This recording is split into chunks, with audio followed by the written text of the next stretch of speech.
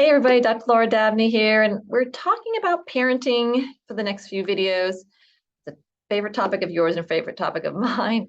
In particular, we're talking about how to be a better parent by ditching the toxic parent traits. So the key question there is, what are those toxic parent traits, Dr. Dabney? And I am here to lay them out for you, the ones I see all the time and why they're toxic and how to ditch them.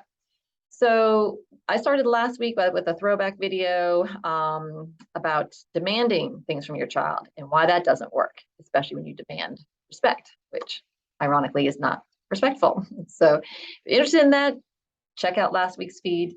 It's on there. Today, I want to talk about overindulging your child. This is a really interesting problem because most parents know that or believe that overindulging your child is what makes the child spoiled or have a problem, we'll say, makes for a problem child. But I'm sure we can all come up with an example where someone was raised in a privileged household and they're not jerks, they're not spoiled. And I'm sure we can think of people who are raised in underprivileged families and aren't the greatest people. Okay, so there's no real connection between overindulging and having your child have a problem. So what is the connection there? What is that? What is it we're really talking about? What we're really talking about here, the problem comes up when someone is being taken over. Okay? Whether your child is being taken over or whether you're being taken over. Whenever someone's being taken over, you go from a relationship that's more intimate, healthy, peer-to-peer, to a unbalanced relationship where someone's the one who's taking over and someone's being taken over. And that's inherently not good. And a relationship is not good for a developing child. It's going to cause that child problems. All right. So let's think about this for a minute. So if an example of you taking over a child, if you're giving your child something he didn't need, want, or ask for, that would be taking him over. If your child asks you for something that you aren't thrilled about giving or can't give, then you're allowing that child to take you over. And there again, uneven and unhealthy. All right, so how do we avoid this? Let's take the first example. So let's say you're inclined to give your child something new and you just give it to them, all right? And then you get a little annoyed if they're not using it or don't like it, or I don't know, somehow not adopting this. Well, you're trying to, or you are taking them over. I want you to have this, I want you to use this, okay? You can see that's going to be a problem. So a lot of parents do this because they think, A, they're going to get more love from that child. The child's going to love them more. B, that if a child's angry about something, this will make them stop being angry. Or C, that somehow this will keep them from ever leaving you or for talking bad about you, or it's going to cause you to look like a better parent. Okay? Oh, she's got all the latest things. Wow, that parent's something else. Those I just described are all your problem. And you're trying to solve it by changing your kid. Like getting in your kid's stuff and changing it, and that's a huge red flag. Okay, this is where everything breaks down. So how can you avoid that?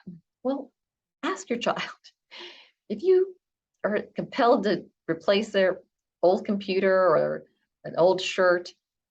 Ask them first.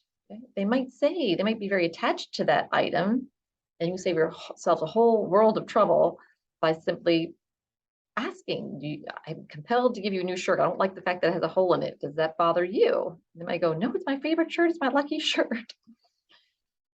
Well, then you can't do anything about that. I mean, there's no reason for you to then try to take that person over. That he gets to wear the shirt he wants. If he gets in trouble at school for having it, if his friends give him a hard time, well, that's on him. Then he can ask you for a shirt. Okay, then you can maybe get him a new shirt. But doesn't work. If he doesn't want it, it's going to be a problem. All right. Second, ask him if somebody else is taking him over. I'm going to ask more questions to see, is this something that you want? Where did this come from? I never heard you say that. I don't know what you mean. See if there's a friend or somebody who's giving him a hard time about it or wants him to adopt something to be cool or whatever the issue is. All right. Then if that's the case, you really want to have a talk with him about that's not a healthy thing to do, to be taken over by somebody, because that's going to end up causing a toxic relationship. All right. So, world more of good in raising a healthy child if you ask the questions and don't try to give them stuff they don't need, want, or ask for. All right, let's take the second scenario where a child asks you for something and you don't want to give it and you don't understand why they want it and or maybe you can't afford it and you do it anyway. Okay, then you're allowing yourself to be taken over. Again, comes from the same, stems from the same issues from the other scenario where parents do this because they think it's going to increase the love the child has for them. It's going to make them happy. It's going to make them a better parent in the eyes of other people. Again, these are not your child's problem to solve. This is not the way to solve it if you have that problem. This only causes your child to see that they can run people over. And that's not going to be a healthy dynamic once he gets out of your home and grows up, right? So you want to give him the tools. You don't want him to just demand things from people. You want to play out what would be a healthy relationship. Well, why would you need that? What's going on with that? What's the purpose? How are you going to contribute? Is it really fair that I pay for and get this whole thing? Can you contribute in some way? This is a great time to bring up if they're doing their chores. For instance, if haven't been doing your chores, you can say it feels uneven.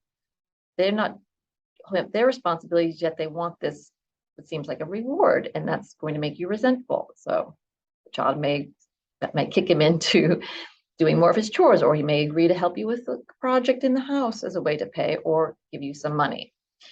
So that's one way of keeping it from being taken over. Then you can give it to him because he earned part of it. The other way is to get him to start doing some research on it.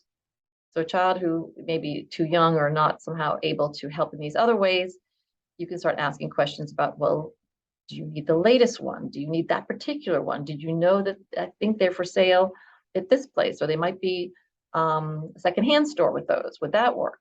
You get them to do a little bit of research. Again, this teaches them the value of $1, how not to have impulse buys, and how to have better relationships and not be spoiled. Okay? So it's the being taken over or taking somebody over that is the issue here. And that's the toxic piece you want to mix. All right, join me next week for another toxic parenting trait that we want to eliminate. See you then.